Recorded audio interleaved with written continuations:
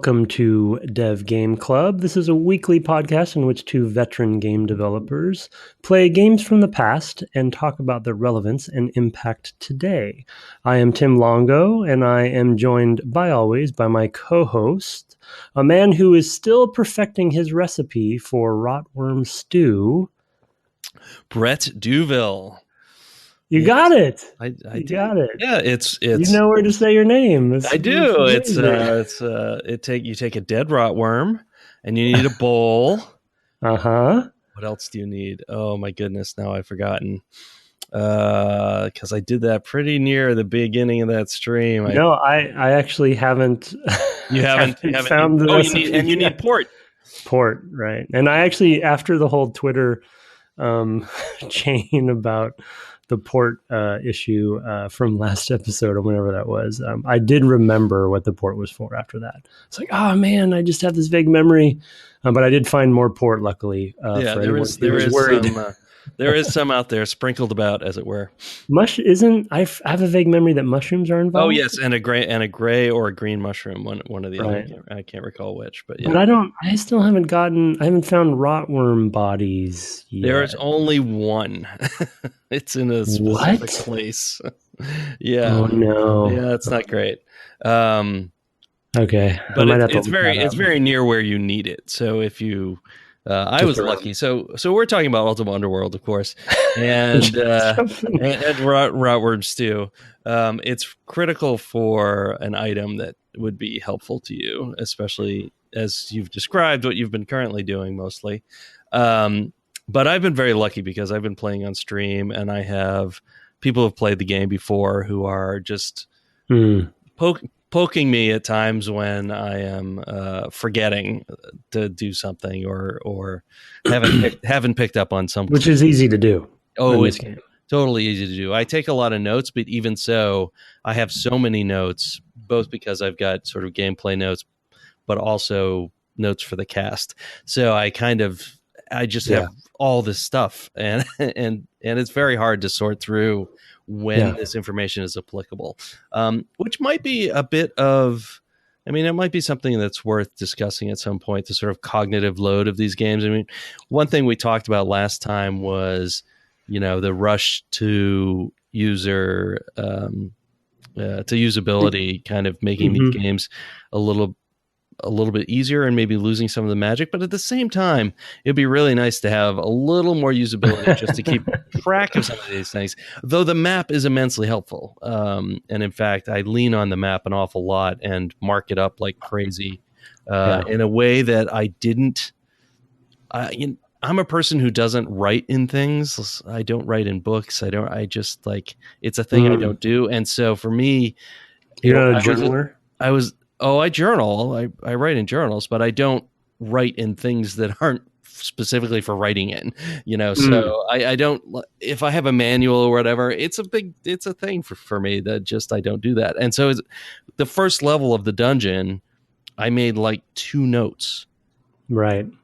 But as I went on, I just, and actually Ultima Underworld 2, which I started, does this a lot better. When you originally get the map, it's got all kinds of markings already on it because you're in the castle, and so it indicates where you'll find certain people, and it's all like in letters on the side and fairly neatly done. And so that's been the model I've taken since then, is just put a letter somewhere on the map and then use a legend over on the right hand side where there's space left over. So yeah, it almost looks like, after you had said that's funny, because when my earlier playthroughs in my life, I never thought to do that either, but until you had mentioned it. And I was looking at the map last night again, and there's a great space for doing it that way over there, where there's nothing over there. I think I still haven't. Well, you don't know. I guess you don't know starting out the game either that you're going to have that space, or where that space sort of is. You have no idea, really. But but once you've done a level and you sort of found the edges, you could kind of get there. So yes, but having played some of Ultima Underworld 2, which I haven't really gone back to because I'm still having the carpal tunnel issues, but having gone back to that, or having seen that, I was like, oh, this is the way to do it. This is how it's done, which I think is actually true. I think that's often how D&D cartography worked. It's just I haven't looked at that in a while. Often you'd have letters or numbers in the map, and then you'd go and that would be part of the dungeon module or whatever. And I think their expectation was that players would be familiar with that from automatically. Yeah. It's sort of required because the space is usually kind of grid based, and you don't really have room to to put much, on the graph paper. Right. Absolutely. One of the topics I definitely wanted to hit tonight, because we talked about it last time but didn't get around to it, is the leveling system. That's a good one. Because it feels like there's a number of ways to tackle leveling, and this one is fairly unique in a lot of ways. Actually, some good, some bad. I'm not sure where I come down on it, but just to sort of describe, leveling, like in most RPGs, happens as a result of experience points.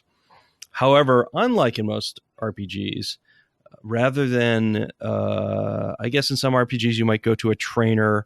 In other games, they'll just abstract it away entirely, and you just have a menu or whatever where you can assign points and pluses and all that stuff to kind of streamline that experience. In this one, you have to go and pray to a shrine, praying to unspecified gods of some kind, and you do so by speaking a mantra. And 3 mantras to begin the game, and you can find tons of others. I've found easily another dozen, maybe more. But the first 3 that you get are just apply broadly to categories.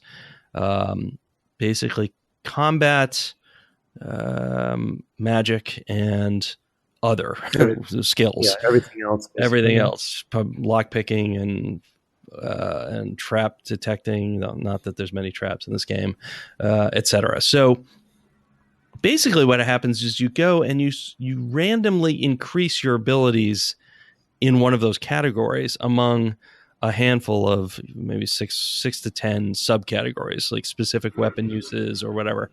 And the reason why I find that so odd is it in a game which is very much about controlling your own experience. You're really ceding a ton of control to the random number generator at that point.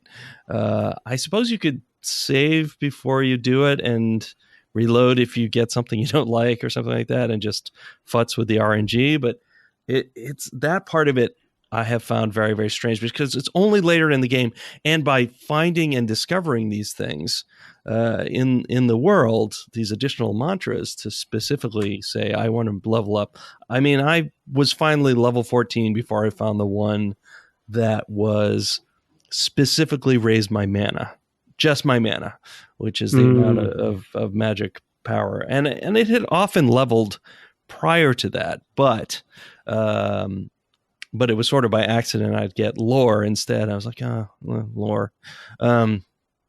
But it's just a weird choice. Where do you kind of come down on that? Yeah, no, I agree. No, it's I hadn't put 2 and 2 together on the sort of like on the conflict between the two about the overall sort of game design and that particular system design. That's a really good point. It's just been frustrating because of the randomness of it. And I was just actually looking back through the manual to see if I could catch it really quickly as you were talking. But how many times can you pray to the altar every time you level up? Is there a fixed number to that? Because I just keep doing it until it tells me I can't. Right. I think it's based on level. It's something like your level divided by 3 rounded up or something like that. Yeah, I just couldn't find it. Yeah, there must be some rule like that.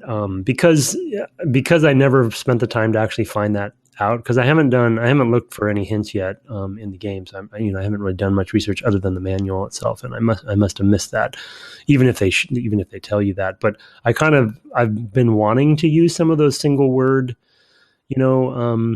mantras, but I'm always worried that I'm gonna use up, too many of the chances I have every time I level. I think I'm maybe at level 12 or so, or 13 right now. Mm-hmm. You know, and I feel like I just want to use the main mantra and just, you know, get as much as I can out of it, because you level multiple things at once with those, right? Even though they're random. Those you get three at once or something. Yeah. Yeah, that's correct. It's not a great logic that I'm using, but I'm also kind of, as I said last episode, I'm kind of intentionally playing the game in a pretty haphazard way and not being super anal as I usually am with RPGs like this, you know? And so I'm just kind of like, I'm letting the game take me where it's going to take me, you know, and just embracing it, rather than, I'm not doing a lot of save scumming and stuff like that. So, I mean, it's a good point. I mean, one thing I think that is decent about that is that you, it does make it very rewarding to find a new of lore, and it makes you the value really, of those mantras, right? Yeah. It makes you seek them out and look for books that describe them, and especially I think if you were trying to play as a thief with sneaking and things like that, and I don't know what other skills that they have, but if you're going to try to do that, I think that would be a thing. I think that. Yeah, this actually changed in Ultima. I was trying to remember Ultima Underworld 2. They actually do go with trainers who are characters basically around the castle, the building. Yeah. So they I think they must have recognized that this was a little out there for people, that people wanted a little more control from the leveling system. So I mean, and then the other thing I want to talk about with both the skills and kind of related to this, both the skills and the magic system, is it feels like they kind of over designed both systems, based, or not over designed, but similar to your point about like the tension and the conflict between the systems design here, I guess, and the world design, and the choice space. Like there's a lot of extraneous skills and magic that is kind of counterintuitive to what you're doing in the game. Like supposedly you get XP for doing good deeds, but it's nowhere near as frequent, it seems like, as combat. And so to your point about stealth or trying to avoid, like say if we weren't playing, I think you're playing on the easier difficulty, right? Yes, I am. Yeah, so if we weren't playing on that, maybe we would be encouraged to be more stealthy and to not engage all the time because it's just harder. But you're not going to be getting XP as much, and then you're not leveling up as much. And so it's really interesting to see how it's like, I feel like we had that story from someone in Fallout, right, who'd played with no intelligence or low intelligence or something. Exactly, right. And how different the game is. And they accounted for it in that case, maybe better. But I feel like you can really, I still have the anxiety still, you know, as I'm playing now, of like, I really could go in the wrong direction with something that I choose to focus on, and the game doesn't really reward me for doing it. There seems to be sort of a couple right ways to play the game right now, but maybe I'm wrong. Maybe I just need to explore. The other thing I was going to say to your point about the randomness, which sometimes we justify, I say we kind of in the game developer, game designer space, we kind of justify as we think is a good idea, but I think for a game like this often turns out not to be from the player's perspective, is the random skill ups that you get actually sometimes will be justified as a way to encourage people to use those skills that you're getting. And I did find myself do that a couple times with the weapons, because which weapon is leveled up is random too. Yes. And so because I just happened to get more axe level ups, you know, randomly than swords. Yes, I right. Yeah. So I'll go and look. I'll use axes instead of a sword sometimes. Exactly. However, here's something somebody pointed out on the stream. I asked once I found the two pieces of the sword of whatever, justice, I guess, and had it repaired. Mm-hmm. I then switched to using the sword because it's unbreakable. Oh, yeah. It has no durability, despite the fact that you find it in two pieces. I guess it's never going to break again. It's kind of a weird logic there, but it does make the sword skill definitely higher value, and my axe and mace score are both better than my sword score, but I use the sword score because you have that. yeah, so. Well, and I did find a magic sword that I stuck with for a long time, even though it is my lowest score as well, and it didn't seem to make that much difference. It's probably because I'm on easy, but I still was doing it. It's a magic sword of increased damage. Is its magic ability, and so maybe it was making up for it. You know what I mean? Sure. And it seemed to be more durable than regular weapons. So I just stuck with that. So I mean, it's just sometimes we kind of think, oh, it's we'll encourage them to explore more and do different things based on what skills they get. But it ends up being, I think, a bit of a flawed logic, because in a game like this, like you said, where it's all about the way you want to play. It's counterintuitive for players, and they kind of just get more angry than anything. That's a good point. That's a good topic. It's so weird. I mean, I feel like this game is, I guess at the time, it just pretty revolutionary, as which, from memory of playing it at the time, but playing it now, like it is such a brittle, hovering on the edge of disaster kind of game, as far as it's like, there's so many things going on. There's so many things that could kind of break. That's always kind of the case with this genre.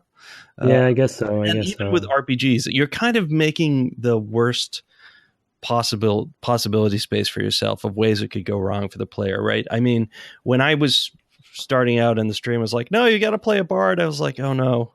That could go really, really badly, because it's an RPG and bards never do well in RPGs. And then on top of that, having all these systems and knowing it's not just an immersive sim, but the first immersive sim, where they maybe haven't figured out how to balance all that stuff, I was very worried. I mean, that's a large part of why I chose to play on easy. I think I would not get as far as I had so far had I not. I think there'd be a lot more reloading and a lot more dying. The other thing too, though, is that I think it really pushes you to fully explore every level as much as you possibly can, which I have been doing. I think I have all of the map exposed just about everywhere. There is one place I know of off the top of my head. I went back and spent some time Monday morning just trying to find the spots that I hadn't been yet, and in doing so, I managed to max out my runes. So I have all of those. I have a full set now. So I can cast anything, presumably, because there was one spell in particular that I couldn't cast, which was there's a spell that damage undead, and I wished I had it, because I ran across some very difficult undead, and you're clearly meant to have that spell at that point. You're talking about the specters, the black specters? No, I didn't have trouble with them. Okay. I had although that would have been nice. There's a dark ghoul at some point, and those are really quite nasty. They were working me pretty good. So, yes, I also found. Speaking of specters, this is a high point on the stream as well. Did you find the angry ghost on level 6? The angry ghost on level 6. It's not the one where the gate closes behind you? No, okay. Not that one. Not the one that's weeping. No, this one's just angry, and it won't attack you. It's just wandering around above the lava. You can talk to it? And you can talk to it, although it doesn't respond. But you do learn that its name is Warren. Are you serious? Yep. That's funny. I didn't even get it in the first moment. I felt so dumb. But then because I only saw ghosts, they're not referred to as specters. And then I was wandering back, and somebody in the chat pointed that out. Nice. Yes, I was screaming with both anger and amusement. Nice. So pretty. Well, he was a producer on this supposedly, right? So he was probably always angry at people because they're trying to get it going. Yeah, that's funny. That's good. Did you? I assume you found the talking door too. I Did you did, find it? yes, I Yeah, did that find the was a talking nice door. little surprise moment. That was good. Yeah, they're definitely having fun with things. And Brett and I were talking in pre-show too. One of the topics I wanted to talk about was, and I hit it a little bit with my previous topic, but just the depth of the magic system. Are there? I'm going to ask you about previous Ultima games. The rune.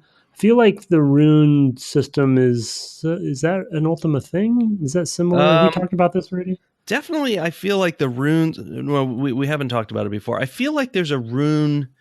I feel like there are rune systems in other games, or maybe I'm just confusing it with the mantras because mantras are definitely a thing. Yeah. It's just the So I names of the runes I feel like are familiar to me, but maybe it's right. just from when I played it before. No, but I feel like they might have been in another. I'll try to look that up and check on that next time. But it's my feeling that they are in other things. But I can definitely remember in say Ultima 6 doing my magic casting from reagents rather than Yeah. runes. You basically had to have stuff in your inventory that you could mix together.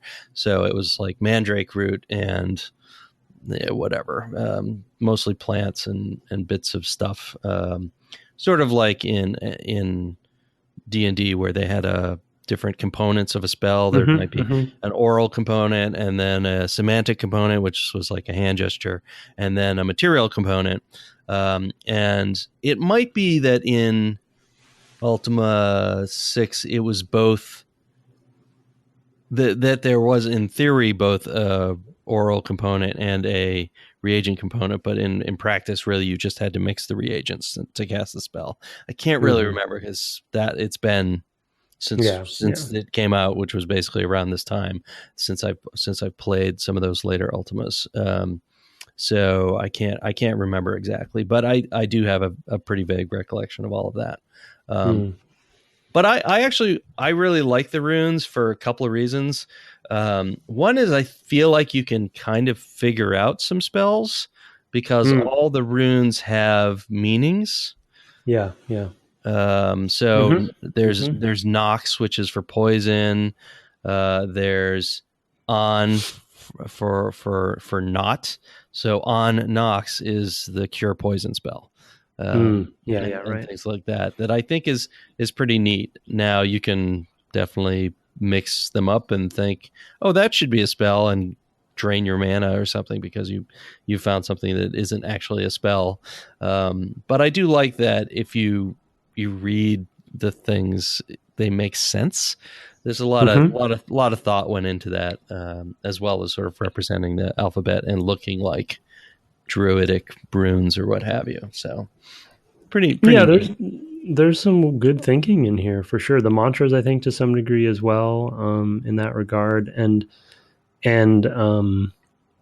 yeah, and the other theme that loosely related, but not exactly the same thing, and that I do think is a hallmark of the Ultima series that I really enjoyed in this game because of I guess the focus and the consistency of just this one dungeon with all of its levels is the eight virtues, and just the concept that there's sort of like these themes for each kind of, there's eight races that you meet as well, right? Mm-hmm.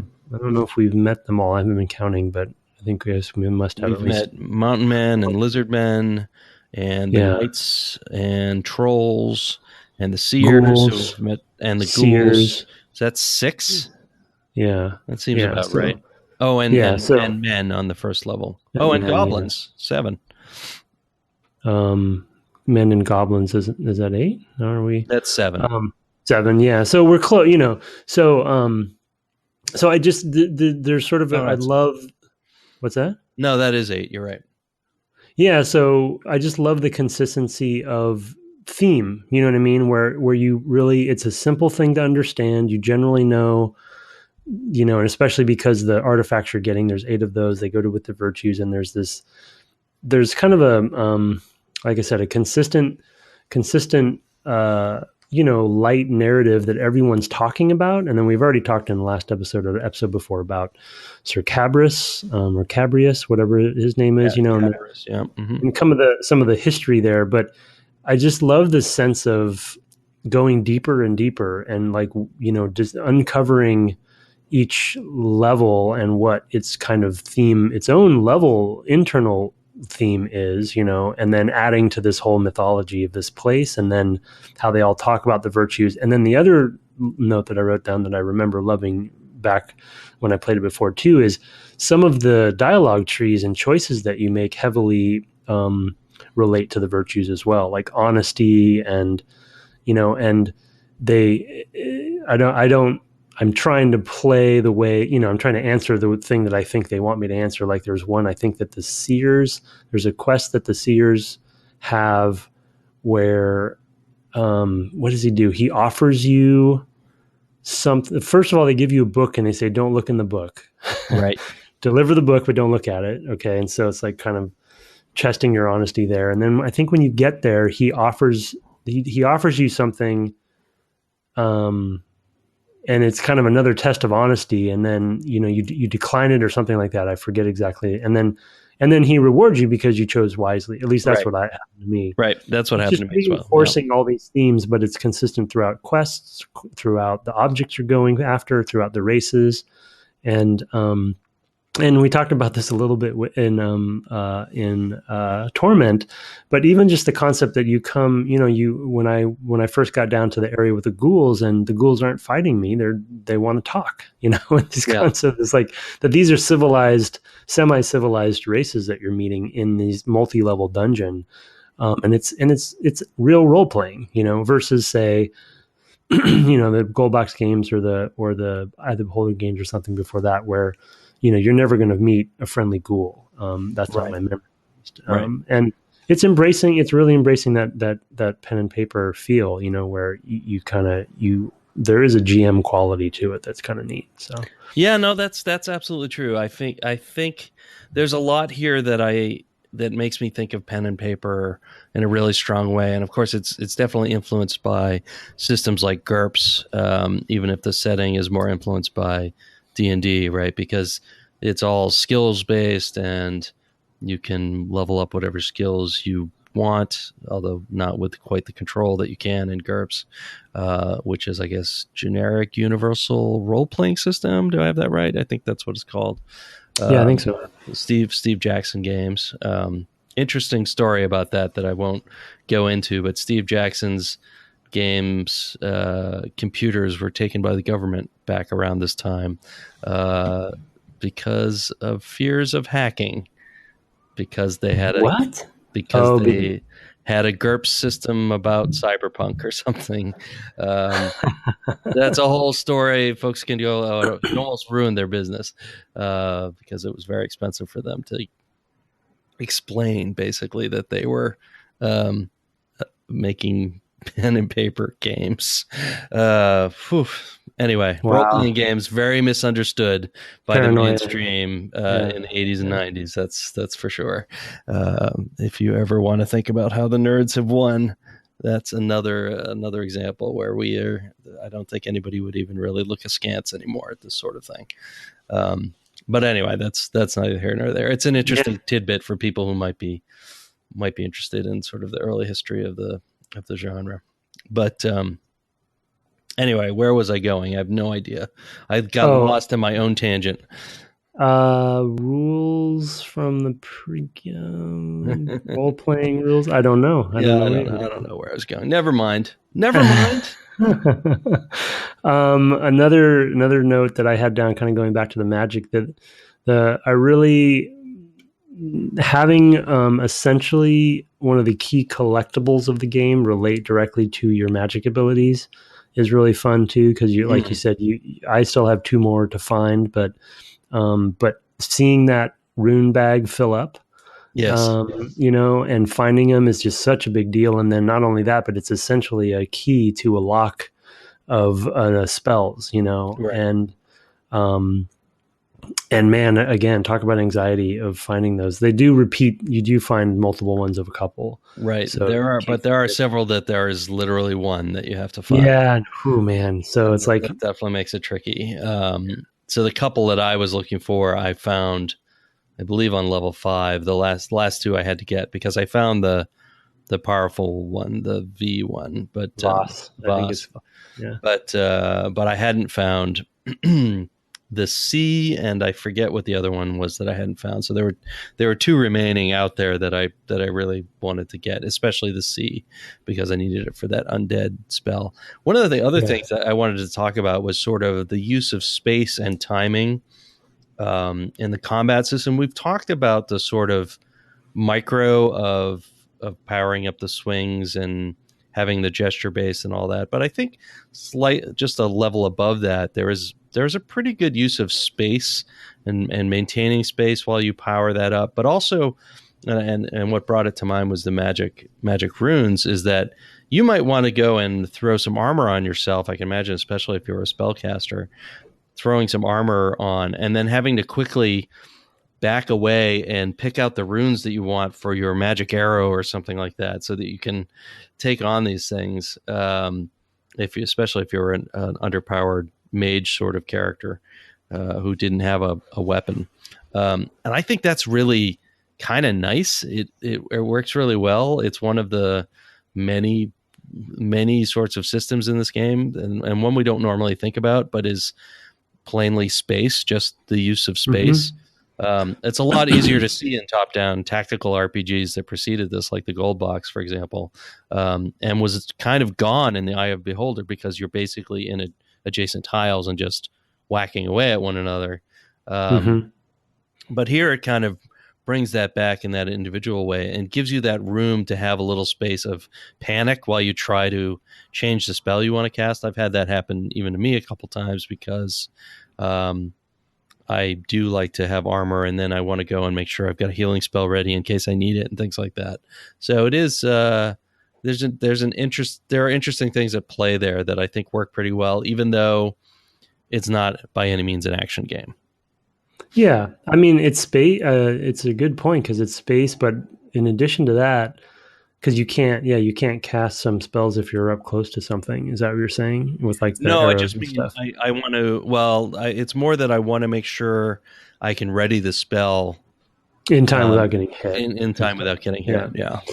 Yeah. But also because I guess like I'm playing in such a haphazard, like clumsy way. I'm kind of, I guess I would call myself a battle mage or something, because I'm using magic, but I'm still using, I still, in fact, only recently took plate off just because it was too heavy and such. But I'm using chain, but also like because we talked about Wolfenstein coming out this year, right? That was the same year, correct? Yeah.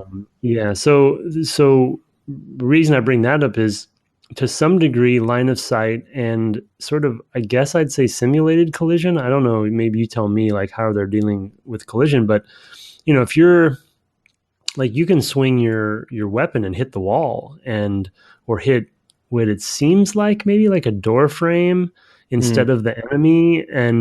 And then if they're kind of like above you or below you or kind of just out of line of sight, like you have to, turn and correct that. And again, and like you said, in like, in, a Bard's Tale or a Eye of the Beholder, that's just not really a thing because it's all so grid based. And just, and not only that, but also aiming up and down in general, that wasn't even a thing in Wolfenstein, I don't think. So no, it wasn't. So it's just all these dimensions that you're having to wrap your head around. And then the gesture based, I don't know, like it feels to me like it's supposed, like in my head canon is that there is some sort of like location based element to it too. And I'm sure there isn't, right? But because I feel like if I don't have them centered and I'm like swinging around their chest or head, then I'm not going to hit, and I'm sure that's not the case, but I've just added that in for another element of making it more difficult for myself. But then the other thing, because I was using axes, because that was what my skill was at, I was using a battle axe for a while, and I didn't realize, but that swings much more slowly. It does, but it does a lot more damage. So there's another element of timing that comes into that wind up. And then just the concept of an analog option with the gem, because there are times when I just want to hit something quickly multiple times in a row, and I won't charge it up all the way to the green. I'll just do a few like orange power, hits in a row or something like that, because I know I'm going to kill a rat really quickly and I don't need to wait for the green. You know what I mean? So there's just all these axes of options, just like you said, in the combat system itself.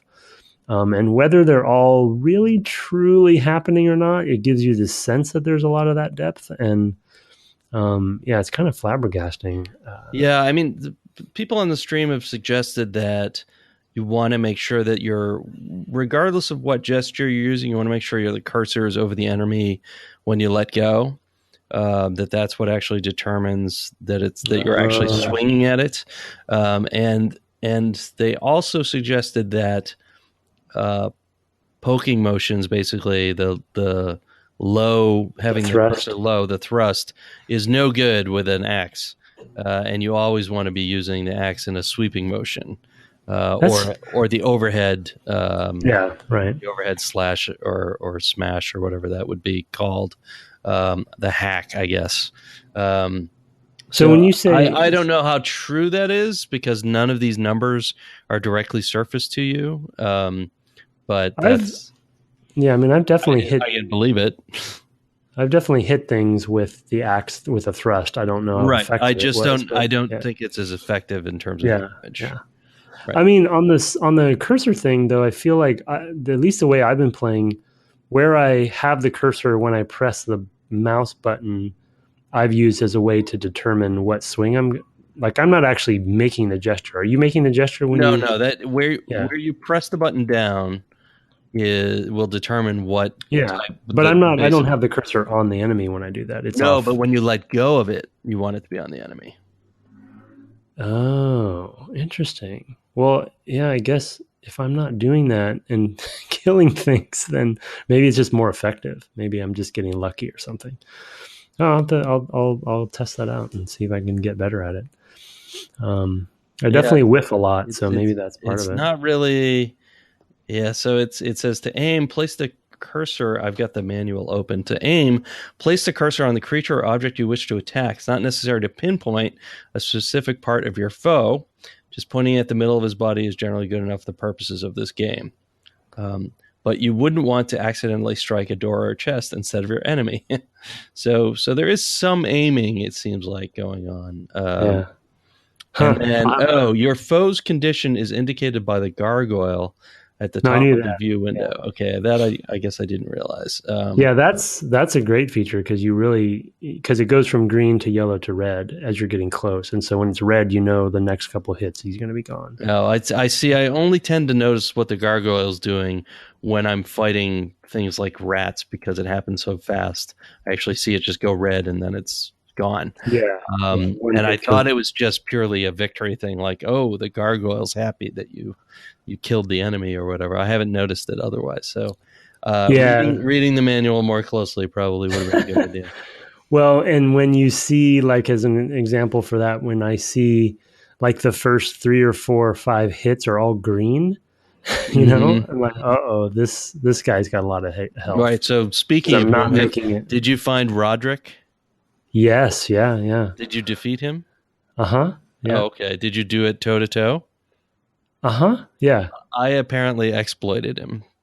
Oh, really? What do you mean? So you can run by him. Easy. Yeah. No, I can imagine it wasn't. You can run by him and go into one of the doors that he's effectively guarding. And he will follow you. He's like the Terminator, this guy. He will follow you down the hallway that you can open, which is to I think it's called the bullfrog puzzle. Have you figured that out yet? The bullfrog puzzle. I don't think so. I think I've gotten clues from somebody on it. Is that the one with all the switches in the room? Right. There's 2 switches and a wand and 2 buttons, I believe. Two buttons and 2 of those circular dial switches.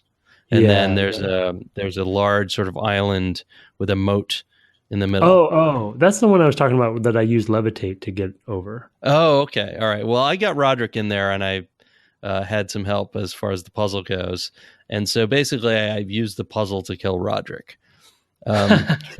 followed me out onto that island, but then he wouldn't follow me back off, as far as I could tell. I didn't intentionally exploit him; it just sort of happened organically. And then I went hunting for him because the other direction you could go, the door was locked. And yeah, he has a key that I almost he had lost. the key. Well, thankfully, they were aware that he could die by falling in the water because he dropped the key. I didn't get anything else off of his body, but the key was left somewhere I could get it. So I don't know if he had any other gear. Oh, like as they fixed a bug or something? Yeah, as they or that they had something that they knew was essential to finishing the game, and they made it difficult to lose that thing. I haven't gone back and tried throwing keys in water or anything like that. Yeah, that's a good question. I have a feeling that if you did it, it would just vanish forever and you'd be unable to complete the game. But who knows? That's very difficult. God, yeah, we should test. We should save scum and test that at some point. But yeah, no, the key that he dropped, because that battle was so intense. I think it kind of fell off of the sort of platform we were fighting on, and I didn't hear it or see it, and so quite a while I didn't know it was sitting there. And I figured because that door was locked that he had a key, but I was kind of lost. But he actually dropped that sword I was talking about. The sword he was using on me. Okay. So he had the good sword. That jeweled sword, yeah. That I found two magic swords. One is that extra damage one, and one is a jeweled sword of accuracy or something. And then I have a magic ring as well that's leaping. And because I have acrobat as that was my primary skill up front. I can jump so far. As can I. I often have to take off the ring so that I will not jump so far or so high and won't hit the ceiling, and et cetera, et cetera, et cetera. Yeah, it's so funny. The physics and how. Oh man, I have so many technical questions because the texture rendering of the walls is so weird, and like when you get up close, it kind of bends. And what is going on with all that stuff? Like what is this engine doing? Right. I have some suspicions there that there's an optimization of some kind where they're trying to render one fewer wall, and so they're stretching out the walls to the side in order to not have to render the one that would be filling that space, because they would basically have to clip it. So I don't know. So let's do a little graphics terminology for folks. Clipping is when you take a polygon that does not fit fully on screen and you take the part that is on screen and make basically a new piece of geometry, which is just that, so that you will render just that. That's called clipping. So you basically intersect the polygon with what's called the view frustum, which is it's sort of a pyramid on its side with a cutoff top, right? At your eye, going out to the distance that you're rendering to, and you take the polygon and you basically say, oh, well, it goes outside the frustum at this point, so we need to clip this part that's not visible so that we don't texture that and only texture the part that is visible. Well, clipping is expensive. Clipping was actually still expensive even on the PS2. That was a real pain in the neck for us, performance-wise. So you could try to get away with not clipping as more stuff if you could. And to do that, you might use a trick like stretching a polygon to make it just fill the space that would otherwise disappear. So I think what's going on, and it's particularly bad when you pitch down, it does get really kind of bendy and weird. But I feel like that must be what they're doing. That's the sort of question that is, those are dark arts from back then. Yeah. And then the other thing too is it's probably an integer, which is to say a fixed point renderer, which will also tend to multiply artifacts, especially from things like I'm rendering at a weird angle now, and normally that would mean I'd be using the sine of some angle, and instead I've just got an approximation of that in a table somewhere, and so you just end up adding error upon error upon error, and you get weird artifacts. So those are a couple guesses where that Yeah. might be coming from. It's just I don't know. Yeah, the rendering is just another one of those. I don't think I'm doing a good job describing it. My point, but kind of that the brittle nature of the game, where it's just I feel like it's held together with just spit and baling wire, spit and baling wire, and just like and but because of that, I think that's why it is so brilliant in that way, because they didn't. I think we say this a lot with a lot of the games we're playing because we're playing important games, but that sort of all of those sum of parts, they kind of like they just put everything in there, like another one of the Twitter threads that we had, I think was with I forget who it was, but you may remember, but a gentleman who was showing his his stash room, and this concept that was Mark Eldridge, yeah. who's been in the streams and been very, very, very helpful for me, for sure. Yeah, And we're calling those, by the way, we're calling those Longo Rooms now. I suspected that from that Twitter. Yeah, exactly. And yeah, I'm not doing that this time, but I was a master at them in my past. Yeah. But just, that he was mentioning, the just persistent items, there's no despawning and stuff. And just this concept of tracking all of that stuff. And then the other one I was going to mention to you is, there's 3D objects. There's not very many of them, but there are some within the game that are rendered out with, like a Garou shading on them or something, right? With like the benches and the chests and the barrels and stuff, yes, which actually are containers. Yeah. And they're so funny because the rocks they're polygonal and they sort of they're out of place. They're like 8 polygons for sure. Yeah, but it's so cool to see them when you see one because it's so like different, and you're like, oh my, that's a real object right there. It's not a sprite, like everything else. And I don't know. It's just there's so many things where they just were like they said yes, and they're like, let's do this, and then that was actually something. That's something you brought up sort of last time, and we didn't really get into it. You kind of touched on the basically this same sort of subject of just going for it with just everything, and I think one of the reasons is the low fidelity is that because everything's pretty low fidelity. You can put in a thing that right. I mean, this combat system where it's not really clear what the heck's going on, but it does feel like more is going on. It's super low fidelity, and you get basically 2 to 4 bits of information. Maybe you hit or miss because you get a graphic, basically a different muzzle flash or something like that. You get a blood flash, or you get a like your sword has hit something else, or nothing, I suppose. And you might get a sound if you hit. And the creatures will move away. The AI is also not great. Rodrick, as I said, will follow you some places, but not others, which is totally strange. But even with the AI, I did write down the note that they do retreat, and they run away. All of them run away. Yeah. And that wasn't super common in some of its predecessors games that I remember. That's pretty unusual. Although it has been a thing with Ultima games for a long time. Even going back to, I want to say Ultima, even like 3, where you'd be out in battle and they would start running away off the top of the screen. And if they got to the top of the screen, basically it would start sort of like a JRPG where you're facing off and you're in your start positions, and you would basically approach each other forever. And then you finally get to the middle and you'd start doing damage, and then they would break away. And you could do the same. So it was a valid strategy for you in early levels to just get your characters off screen as fast as you possibly could, because I accidentally wandered into the wrong area of the map because I haven't played this game before, and it turns out there are some very deadly creatures here. I mean, it's been pretty nice. I mean, I've had the opportunity on occasion to need to retreat myself. There was a point at which I had done a ton of stuff and I hadn't saved in a long time, and I wasn't really sure how to get back to someplace safe. This was on level 6.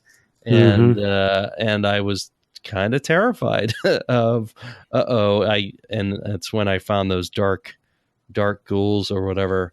I was like, how Oh, am I going to get past these things? I think the shortest way back is this way. Do I want to just go back and try to find my way back the other way, et cetera, et cetera?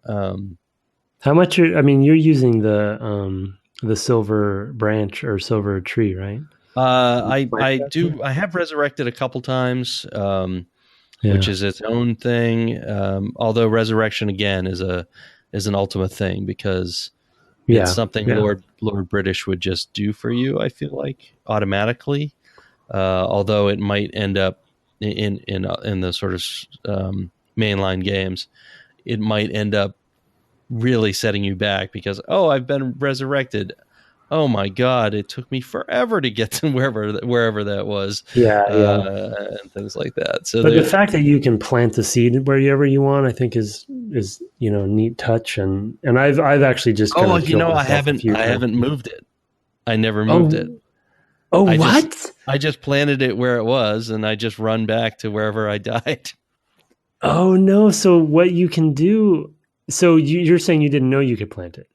Well, I knew you could plant it. I didn't No, think. replant it. No, I didn't. Yes, I guess I didn't realize that you could just pick it up and Okay, put it okay. anywhere else.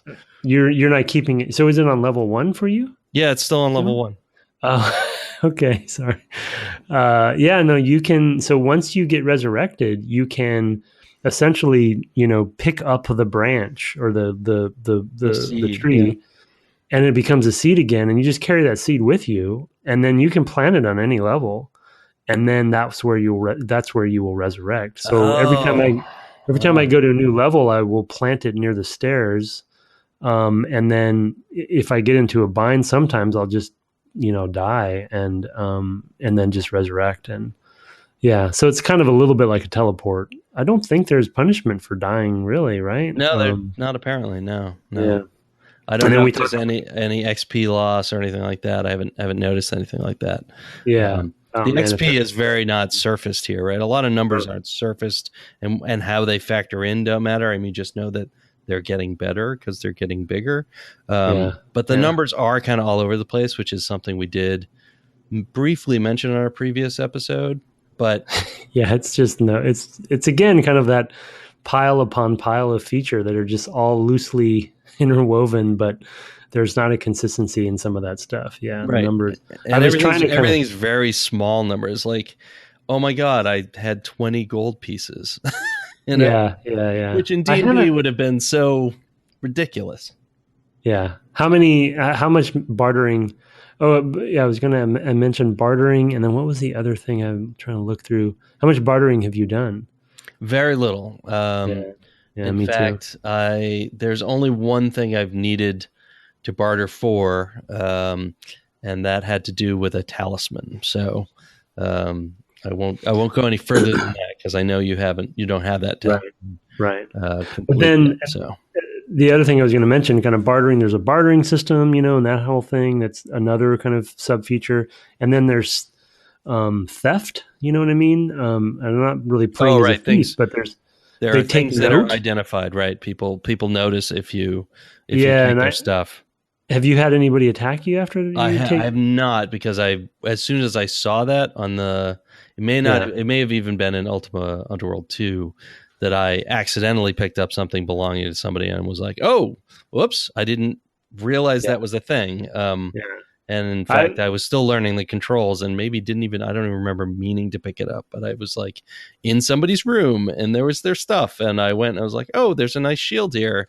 Look at yeah, that. And tried to look at it and instead took it. And it said something like, oh, so and so noticed that you took his shield. I was yeah, like, ooh, yeah. oops.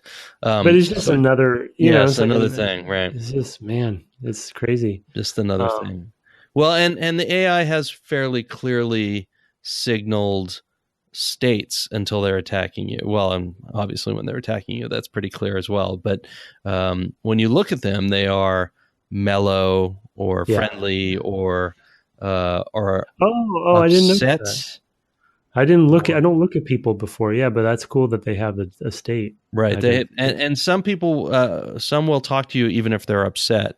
Like a lot of the lizard men were upset, but would still talk to you. They were mostly just guards, so they didn't have much to say. They basically had are you friend or foe in lizard tongue? I assume you went and did all that stuff now, the lizard man stuff? Okay. And I was looking at my notes because in and amongst my notes I have all the translations and stuff too. And Yes or click? yeah, Also sore. yeah, it's fun. It was fun to do that. A little cumbersome, but it ultimately was really neat. Mm-hmm. And just again, like another surprising, just really cool.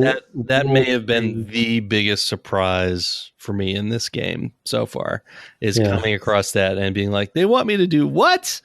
I've never had something like that come up in a video game, and it's a perfect idea. It's a great idea. And I'm surprised it's never come up. I mean, it is, to be fair, a little cumbersome because you do have to basically go back and forth and back and forth. Yeah. Yeah. Well, then even encumbrance too, right? Like you move more slowly. That's why I have a Longo Room. Yeah, right. There's just there's a lot of analog to this game that in a time when that wasn't a common design. You know what I mean? Where they allow you this sort of soft skills of things, which I really appreciated, and durability as well. Durability. Yeah, I've put absolutely nothing into repair. As far as I can tell, nobody will actually repair stuff for you. No, I found somebody. Will he repair things for you? Yeah, he offered to. I didn't try it, but yes. Interesting that, yeah. Because I did have him. I did try to have him do something else, and he won't. There's a very specific thing he'll repair for you. Oh, is that Zach? Yeah, I forget. No, that's what's his name? It's a mountain man whose name I've forgotten. Zach's a crazy guy on a different level. Yeah. Oh, and then the other quick thing I want to mention is some of the interlevel connections, right? Because there's a seer lady who mentioned she wanted to know where Zach was. And mentioned some candelabra, so I don't know what that's about. But then also the gem cutter that you got. You get to trade that. Yeah, get to give that away. To Derek, and so it's cool. There's just some cool, it's just maddening because there's no way you could keep track of that stuff unless you're really paying attention. So, missing stuff. I'm definitely finding stuff. A lot of that stuff is basically adventure game type stuff. I mean, you're talking about Zach, and I'd forgotten about the candelabra because that's actually a huge clue to finding something in particular. And I didn't get that until just now when you reminded me that the candelabra is mentioned. And that's sort of like, it is like an adventure game level of stuff. Like that's a clue of how to find a particular object. So really? It is. That Zach has a candelabra? He doesn't have a candelabra, but because he's fascinated with filling a candelabra, he has a candle. Oh, taper. Yes. Oh, interesting. A very specific taper, I'm betting. Anyway. Yeah, it's cool. I'll be going to track that down next time. Hopefully I will then have 7, I guess. 6, 7, I think, of the talismans. So, what are some quick favorite moments from this last session? Because we did a lot of stuff, and I didn't finish level 6. I beat the golem. That was pretty awesome. Yeah, I haven't done that yet. But that was a big moment because I used the scroll that I had, and it was freeze time, and it let me beat up on him a lot. And then finally he unfroze, and then he was still pounding me, and I was like, oh no. And I tried to retreat and heal myself, but you can't. You have to just stick it out. And I had defeated him, and it was the last thing I did on the stream on Sunday, and that was kind of a big moment. What else? There were other things too. I mean, there was a lot of finding stuff. Oh, when I untangled some puzzle about a hourglass and a key, that was a good one. The puzzles have been interesting. The puzzles have mostly been pretty good. The bullfrog puzzle is called that because it's basically a jumping puzzle. So that's why it's the bullfrog puzzle. So in that one, are you just getting up to that upper yes. walkway? Is it the goal? Right. Correct. So if you Yeah. levitate, you can just ignore that. Yeah, I've just been levitating all over the place, over lava, over it's it's not don't have fly yet, but it's enough to kind of get around. It is. It's super slow. Yeah. Apparently, it moves 1 pixel every so often, Yeah. moving forward with the levitate. So Yeah. so it's things like that. It was also just aha moments where I connect dots, Yeah. and I go, oh, that's what that means, and sort of that sort of thing happens. So it's been all of that stuff that's been really great. Yeah. So yeah, it's been a lot of fun. It's been a lot of fun. Yeah. You forgot to ask me about my confession. From Oh last yeah, time. I have it in my list. So why don't you? Well, give me a couple highlights for you, and then I want to hear your confession. Then we'll call it a night. Yeah, the lizard finishing the lizard stuff was definitely still really fun. I've always enjoyed the troll stuff because I love the trolls and how charming and silly they are in that section. The one of the bigger moments for me though was I mentioned to you pre-show I think was the moonstone. Yes. Which I don't remember finding in any of my previous playthroughs, and teleporting to the moonstone and then having the moonstone, and that's where I ended the session. So I haven't really fooled around with it much, but using magic like telekinesis to activate that, and then find the secret room, and then teleport to it up, and then it teleports you up to level 2, and so you have to go back down, but just. That was anytime I find a secret door, it's just magical, in that very like pen and paper kind of way. And there's been a few good ones there that I found. Or you open you flick a switch and then something opens in some place. You got to go find it. Mm-hmm. So those are some quickies, I guess. Yeah. No, it's really good. It's a lot of pen and paper type stuff that you would remember, and not sort of big narrative beats necessarily, which is kind of interesting because often RPGs are things that people really get into the narratives of and the characters and things like that. And here I find all of that fades away for the most part.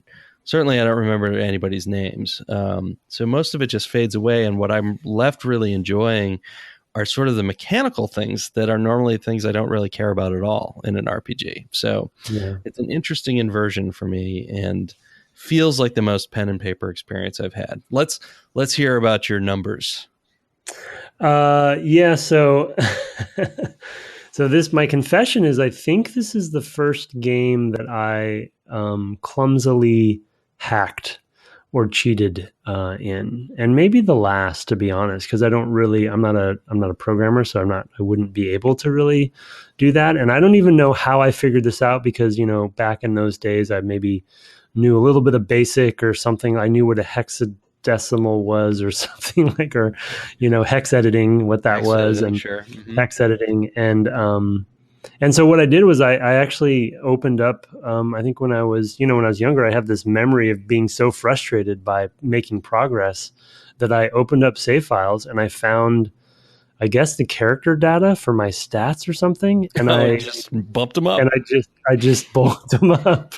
And I was kind of trying to translate the hex to kind of figure out what, because I wasn't good with the math, right? So I didn't really know what I was doing. I would just kind of trial and error my way through it, and I would end up with these ridiculous stats and then just barnstorm through. And ultimately, when I eventually finished the game, I used it all. I did it all dry, and this was later in life. But this was my first dumb hack job on a video game, and nice. I think my last. But it's the kind of game that pulled that out of me. So I'm confessing it on air. I did hack this game at one point to give myself. Well, I think it's fair. We can let you off with a gaming misdemeanor, I think, for that one.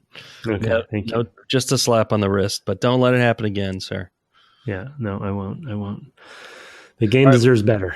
It does. All right. Well, let's wrap up. We don't have any email or reviews this time, so I want to just at least point out where we get those at. Reviews can be left for us on your podcatcher, but we see the ones in iTunes through the Apple Podcasts app. So if you can drop us one there, we'd really appreciate it. Just take a moment. It helps us reach new listeners and all of that. If you have done that already or whatever, maybe just tell a friend. We do zero advertising for this podcast. So any way we can reach new listeners would be great and appreciated. You can also shoot us email at devgameclub@gmail.com. We love your questions. They're often things that we wouldn't think of necessarily because we've been doing it a while, and your questions maybe point us in a direction that we wouldn't think to go. So we definitely appreciate those. It gives us another viewpoint on games, and so it helps us as well in our work lives. So in the meantime, I guess you can find me on Twitter at Brett_Duville, and him at Tim Longo Jr. with a JR at the end. And of course, the podcast is at Dev Game Club, and on the web at devgameclub.com. Thanks so much. Next time we'll finish off this game, but for now, I'll say good night. Good night.